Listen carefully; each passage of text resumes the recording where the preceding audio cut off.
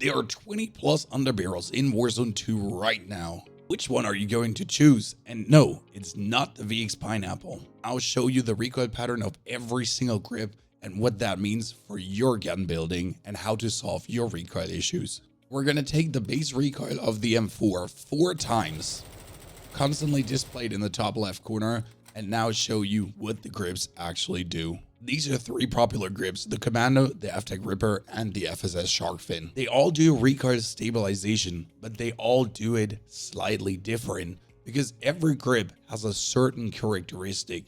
Some, like the Commando, always lean more to the left. Then we have the FTech Ripper, which is rather straight with a slight cluster at the end, and also the beginning is a bit more pushed together than what the Commando has. Last but not least, the Sharkfin, which has only aiming stability, but you can tune it towards a recoil stabilization, just goes for a very nice straight line and pushes things horizontally together. But which one would you choose now compared to the base recoil? For that, we look at the M4 standard recoil. It goes up, to the left, up, and then slightly to the left again. So you will want to have a grip that actually either straightens this out or also slightly leans to the left, because if you're now taking a grip that leans to the right, you're gonna only increase the amount of visual shake you're having.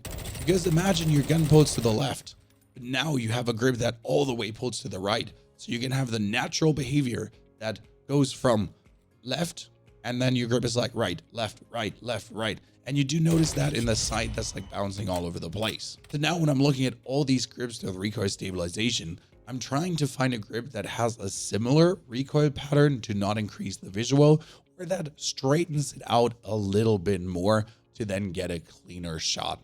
And for that, I'm looking at the Grave, the Sync, the 3-Phase, the Demo, the Edge, and the Agent. All seem to be synergizing very well. Now putting on the Burn Sync shot and then tuning this towards recoil stabilization and aiming idle stability. And when you're shooting, it just does feel a bit cleaner and less shaky in the sight in total. Now, obviously, we're min-maxing here. So this would now the Burn Sync shot, and we would obviously have to put on the rest of the attachments to in total create an absolute monster laser beam that you can just shoot away on the distance. Now though, that was recoil stabilization. What about steadiness? Here we have the very popular Pineapple grip, the Lock Precision, and the Merc 4 grip. All look similar, but not the same.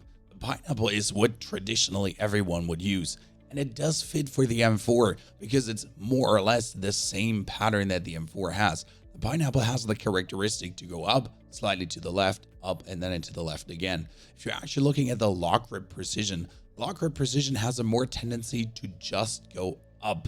It just tries to push the gun upwards. If you're looking for the Merc 4 grip, it has a tendency at the end to always pull to the right, but it also tries to more straighten out of the recoil.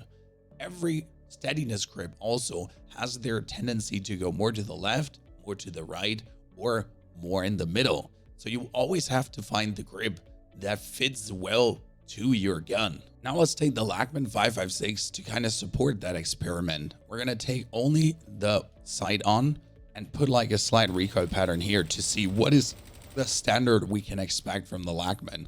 And you always have to put a couple in the wall because there is a recoil variance to the gun.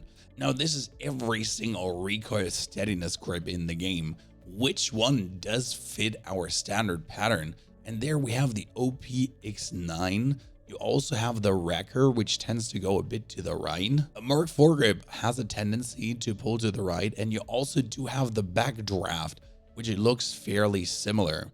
Then you could go for the Lock Grip Precision, which just pulls it up, but the Pineapple, for example, tendency goes to the left instead of to the right at the end. So here we could be rocking it now with a Backdraft grip because that's what our recoil pattern kind of feels like.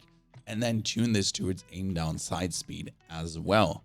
And we're now putting this into the firing range. It does kind of feel nice with that because again, you're working with the existing recoil pattern instead of against the existing recoil pattern to really get your sight to not shake wildly around.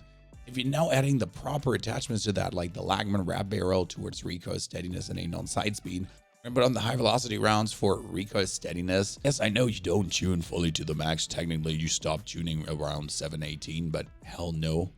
Unless I have real values, I can't be asked. Plus mine is either the big 60 round mag, or we're gonna slap on a muzzle for even more horizontal recoil control to squeeze it together. We're now putting this into the firing range and we're actually shooting it away. You do suddenly have an absolute content laser beam. Not saying that you couldn't do this with a pineapple, but this is all about min-maxing and trying to really tune into the standard behavior, because no matter how many attachments we put on, there's always the up and the slightly to the right. So again, don't use a grip that fights that, use a grip that synergizes with that. And in order to not have you struggle, we're going to put the recoil steadiness and the recoil stabilization screenshot in the description below, so you can have it on your screen when you're building a gun, check the standard recoil pattern, and then just overlay it and see which one would actually fit perfect to what I'm playing here right now. Tested this whole theory in my top 3 long-range laser beam loadouts, also sniper support. Check it out and see how many different grips I'm actually using for the respective guns.